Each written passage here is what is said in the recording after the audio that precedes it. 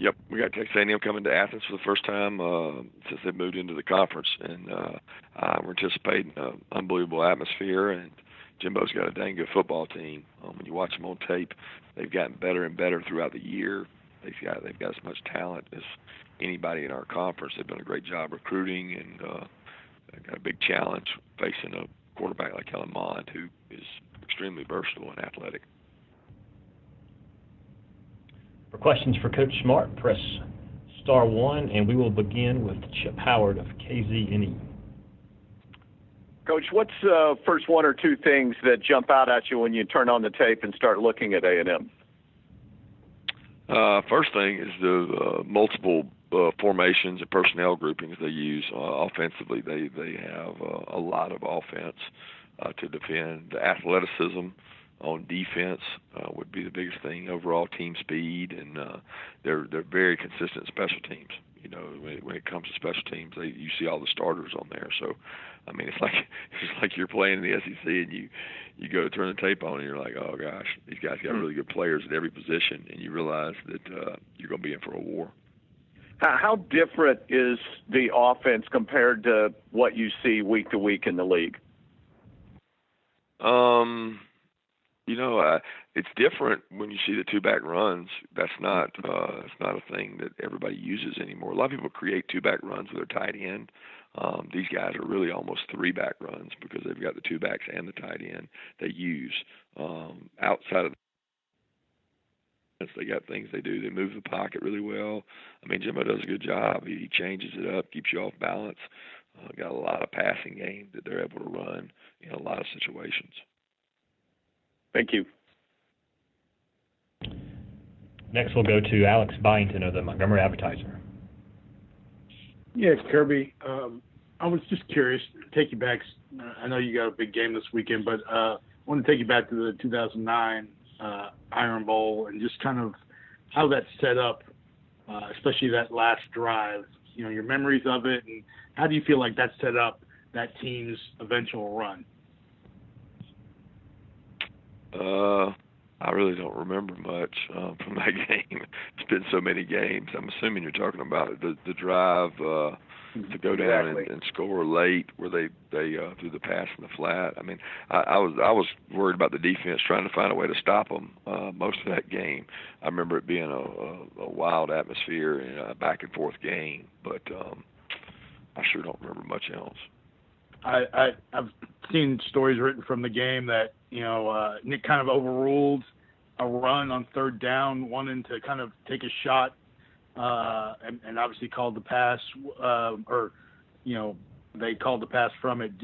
How often did Nick kind of do that, kind of insert himself into the offense a little bit, knowing the stakes that were at the game? You know, I was never on those headphones with those guys. I mean, I wouldn't know that much, and I was so concerned with the defense and being involved with them, I wouldn't know how much he overruled that stuff.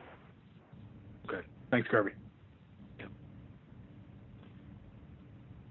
For more questions, please press *1, and next we'll go to Steve Moulton of WZZ.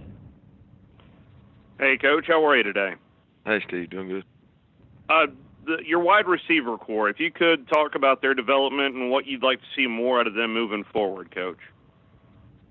Well, we're fighting for number one experience. We've got two really young receivers out there that are playing a lot of snaps in George and Dom, and then you know, we've got a lot of inexperienced guys, having lost the predominantly all of our pass catchers. So, I mean, what we're wanting to see is more consistency. We're wanting to see more physical blocking.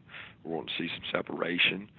We're trying to do a good job to help them with whether it's scheme or opportunities off play action, or opportunities off of ways to free up a release. So we're trying to help them, and they're trying to help us. And what I love about them is every day they go to work, they really fight to get better. And it's been a group that really has been beat up and banged up the whole year. I think every guy has almost missed a game or missed an opportunity, and we're trying to gel at the right time and bring these guys along and make some plays. And if you could talk about Monty Rice and his development defensively for you, Coach, and what he means to your defense this year. I think number one, his confidence in the system is at an all-time high. He, early on he was talented and didn't really know the stuff, and then last year he knew it better and he was banged up some, and then this year he's been healthy and he's really confident. He understands things. He knows checks. It's his, it's so things are happening for the 100th time instead of the 50th, the 40th. I mean, he's getting them. He understands how to use the tools in the defense, and he's playing with confidence. He's one step ahead, and sometimes one step in football is a ability to make a lot of plays. Thank you, Coach. Next, we'll go to Murray Poole, the Bulldog Illustrated. Hey, Kirby. Hey, Murray. Yeah, everybody's talking about the A&M offense, rightfully so, but what about their defense, Kirby? I know they've given up a lot of points, but, they've got some good players. Buddy Johnson, outside linebacker, and Justin, I know I'm not pronouncing his right. Matty Beek, a big defensive tackle. But what concerns you about their defense that you've got to address Saturday? Well, they've gotten better. They've done a really good job of improving throughout the year, and they're fast. They're athletic. They're twitchy up front. They got good experience on the back end.